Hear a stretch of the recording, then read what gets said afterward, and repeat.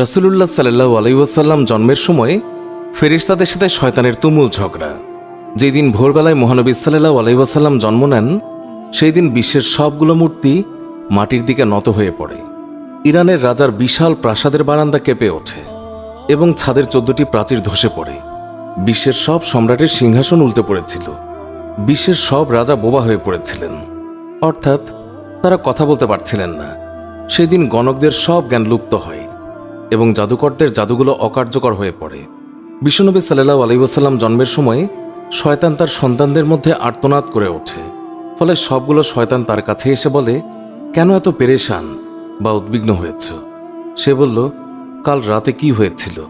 রাতের প্রথম থেকে এই পর্যন্ত দেখেছি যে আকাশ এবং জমিনের অবস্থা বদলে গেছে। ভূপৃষ্ঠে ঘটে গেছে এক বিরাট ঘটনা। ঈসা আলাইহিসসালাম ঊর্ধ্ব আকাশে চলে যাওয়ার পর আর কখনো এত বড় ঘটনা ঘটেনি। সবাই গিয়ে খোঁজ খবর নাও যে কি ঘটেছে। শয়তানরা চারিদিকে ছড়িয়ে পড়ে এবং ফিরে এসে বলে, কই, কিছুই তো দেখলাম না। বড় শয়তান বা শয়তানের নেতা তখন বলল, এই বিষয়ে খোঁজ খবর নেওয়া আমাদের কাজ। আর তারপর সে পবিত্র মক্কার কাবাঘর সংলগ্ন অঞ্চলে আসলো। সে দেখল যে ফেরেশতারা কাবাঘরের চারিদিকে ঘিরে রেখেছেন। শয়তান সেখানে ঢুকতে চাইলে ফেরেশতারা হুঙ্কার দিলেন।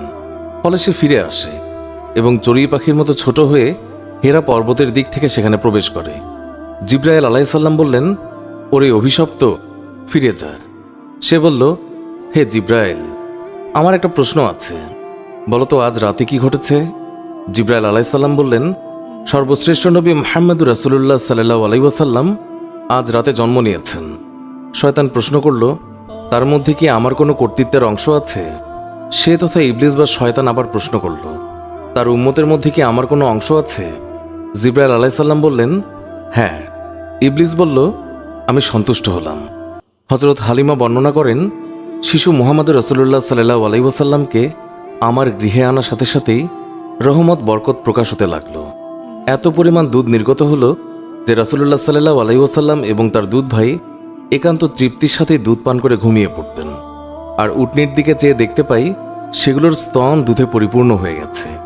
বিবি হালিমা বলেন, আমার স্বামী উটনির দুধ দহন করলেন এবং আমরা তৃপ্তির সাথে তা পান করে সারা রাত আরামে কাটালাম।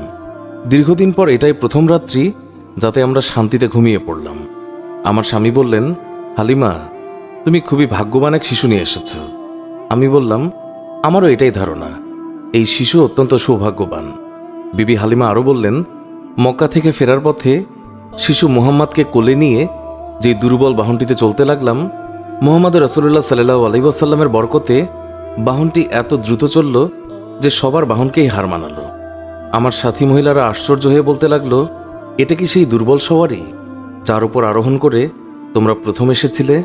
তারপর বাড়ি এসে দেখলাম সমস্ত বকরিগুলো দুধে পূর্ণ হয়ে গেছে, অথচ কিছুক্ষণ পূর্বে সেগুলো দুধ শূন্য ছিল। আমার গোত্রের লোকেরা তাদের রাখালদেরকে নির্দেশ দেয় যে তোমরাও তোমাদের পশু ওই জায়গায় চড়াও যেখানে হালিমার বকরি চড়ে।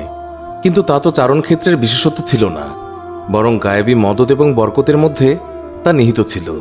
তা ওই সমস্ত লোক কোথায় পাবে? এইভাবে আমরা প্রায়ই তার বরকতের ঘটনাবলী প্রত্যক্ষ করতাম।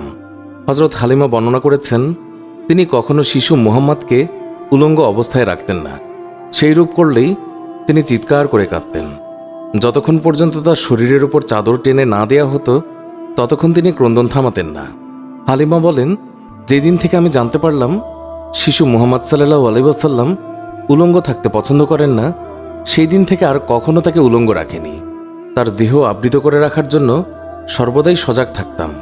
হযরত আব্বাস বিন আব্দুল মুত্তালিব রাদিয়াল্লাহু তাআলা আনহু বর্ণনা করেছেন, তিনি রাসূলুল্লাহ সাল্লাল্লাহু আলাইহি ওয়াসাল্লামকে বলেছেন, আপনার নবুয়তের একটি মাত্র নিদর্শন ছিল আমার ইসলাম গ্রহণের